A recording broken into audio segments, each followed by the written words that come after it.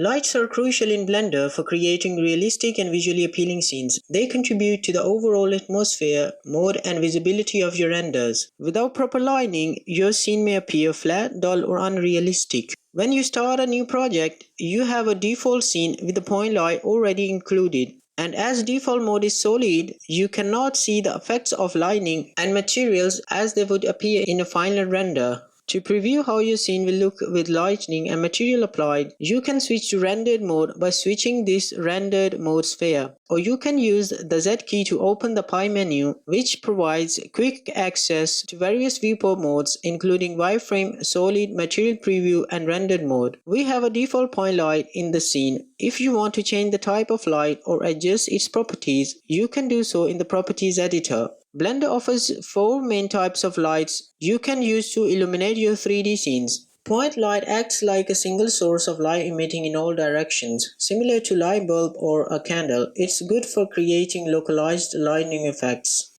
Sunlight is light source that casts parallel rays mimicking the sun's distinct and directional light. It's useful for creating outdoor scenes with strong directional lighting. Spotlight concentrates its rays into a cone-shaped beam. It's great for simulating spotlights, car headlights, or flashlights, allowing you to control the spread of light. Area light is similar to a point light, but it emits light from a flat rectangular area. This creates softer shadows and is often used to represent windows, area lights, or large light sources. You can control various properties of lights to achieve the desired lighting effects for your scene. All light types allow you to define their color. This lets you create warm or cool lighting. You can control the intensity of the light source. Higher power translates to a brighter light and affects the overall illumination of your scene. While traditional lights are a powerful tool, Blender offers another way to illuminate your scene using an emission shader on an object. This shader allows you to define an object as a light source itself. It will emit light and contribute to the overall lighting of your scene.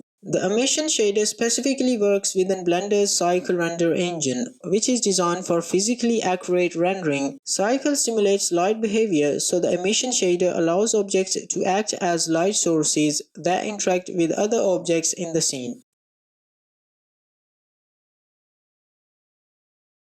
3-point lighting is a fundamental and versatile lighting technique widely used in 3D rendering, including Blender, photography, and filmmaking. It involves strategically placing 3 lights to illuminate your subject and create a natural or dramatic effect. These 3 lights are fill, rim, and key light. The key light is your main light source, often positioned slightly off-center to cast defined shadows and highlights on your subject. It establishes the primary direction of light in your scene. Fill light fills in the shadows created by the key light, reducing their harshness and adding depth. It's typically placed opposite the key light but softer and less intense. The third light is the backlight or rim light. This light illuminates the subject from behind, separating it from the background and creating a subtle ring of light around the edges. It adds dimensionality and emphasizes the form of your subject. Setting up a 3-point lighting system in Blender is quite straightforward. Let's add any random object. We typically use point lights for 3-point lighting due to their versatility. For the key light, place the first light slightly off center to side and above your subject. This creates the main direction of light and shadows. Duplicate light for the fill light. Position the second light opposite to the key light but further away and add a lower intensity.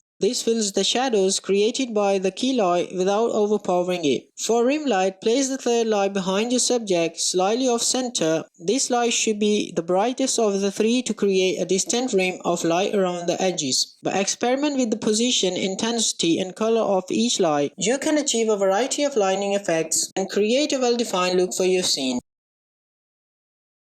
Rendering is the process of transforming your 3D scene into a final image or animation. The Render tab is the central hub for controlling and configuring your renders. Blender offers flexibility for rendering both still images and animation, all based on your scene and the timeline. With everything set, simply click Render and Render Image. Blender will calculate the scene and create your final image, or click Render Animation to start rendering your animation and create a video file.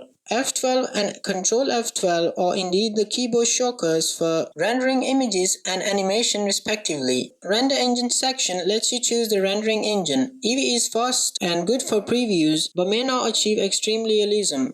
Cycles, on the other hand, is more powerful, creates high-quality images but takes longer to render. Sampling deals with how Blender calculates the final image quality and reduces noise. It essentially determines how many rays of light or trace per pixel to create a realistic image. Render samples are the samples used for the final render of your image or animation. The number of render samples significantly impacts the quality and noise level of your final output. Higher render samples create smoother, more realistic images with minimal noise, but come at the cost of longer render times. Viewport samples are used to display your scene in the 3D viewport. While you're working on it, they affect the preview quality you see while modeling, texturing, and lining your scene. Each render engine in Blender has its own set of specific settings within the Render tab, but Eevee can be a great way to get started with rendering in Blender. Ambient Occlusion simulates how light bounces in a scene, adding shadows and depth to areas where objects come close together.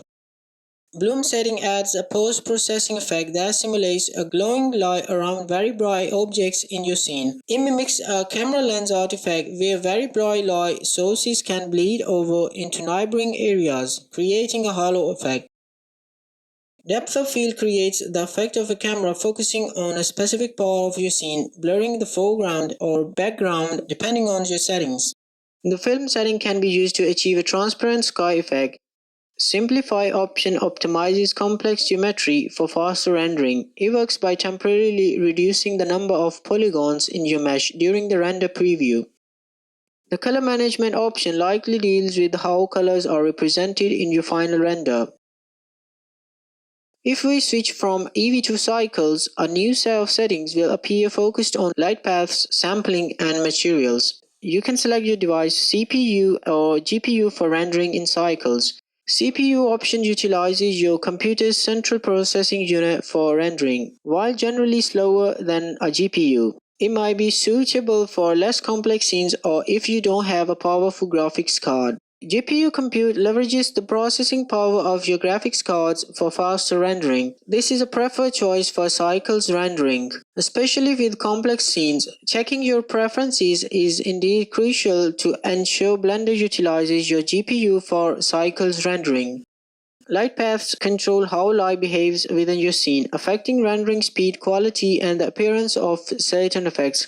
Baking refers to the process of pre-rendering and saving certain aspects of a scene, such as lighting, shadows, or textures, into a texture map that can then be used to speed up renders. Now let's talk about Workbench Render Engine, perfect for quick previews and setup. Unlike Cycles, Workbench gives you a speedy real-time view for your scene. It's great for testing out different looks and getting things just right before final render. Once you are in render mode in the viewport, you can adjust various settings to see how they affect the final look of your scene. Lighting offers different lighting models to simulate various real-world lighting conditions. You can apply different setup of lighting and rotate lighting using the globe icon. If you want random colors applied as a material to your object, you'll need to use random option from the color menu.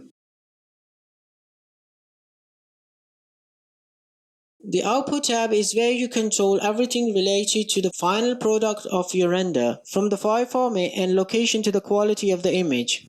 Format is the resolution of your rendered image or animation, defined by the number of pixels horizontally and vertically. For example, 1920 by 1080p is a common resolution for HD images and videos. Changing resolution can affect what the camera captures. The shortcut Ctrl-Alt plus numpad 0 is used to align the active camera to the current view. Percentage setting that relates to dimension and can be very useful for testing different render resolutions. The aspect option you can see is another way to control the final aspect ratio of your render. Render regions lets you define a specific area of your 3D scene to be rendered, saving time and resources. To define render region, press Ctrl B or go to the View menu and then Regions. Crop to render crops based on the render region without transparency. To clear render region, select Clear Render Region from the menu or press Ctrl Alt and B. Frame range option is used to specify which frames of your animation will be rendered. You can set the frame range by specifying the start and end frames. For example, if you set the start frame to 1 and the end frame to 100, Blender will render frames 1 through 100 of your animation. Step defines number of frames to skip for render. The frame rate is the number of frames or individual images displayed or rendered per second in an animation or video sequence. It determines how smooth the motion appears to the viewer. Time stretching allows you to control the playback speed of your animation without affecting the animation itself. Stereoscopy is a powerful feature that you can use to create 3D images and videos for viewing with special glasses or headsets. It essentially simulates depth perception by providing slightly different perspective for each eye, similar to how our natural vision works. Output option lets you specify where your render images or animation will be saved and in what format. Output path determines the directory where the render images or animation frames will be saved. File format offers various file formats for saving render images or animation frames such as PNG, JPEG, OpenXR, and AVI. Color menu allows you to specify the color space in which your render images or animation will be saved. BW option saves the render images in grayscale. RGB option saves the render images in full color, where each pixel has 3 values representing its red, green, and blue color components. RGB alpha is similar to RGB but also includes an additional alpha channel. Color depth is a setting that determines the number of bits used to represent color information in the saved images. For certain file formats like JPEG, you can adjust the compression level to control the trade-off between image quality and file size. Higher compression levels reduce file size but may introduce compression artifacts and loss of image details. If the Overwrite checkbox is checked, Blender will automatically overwrite any existing files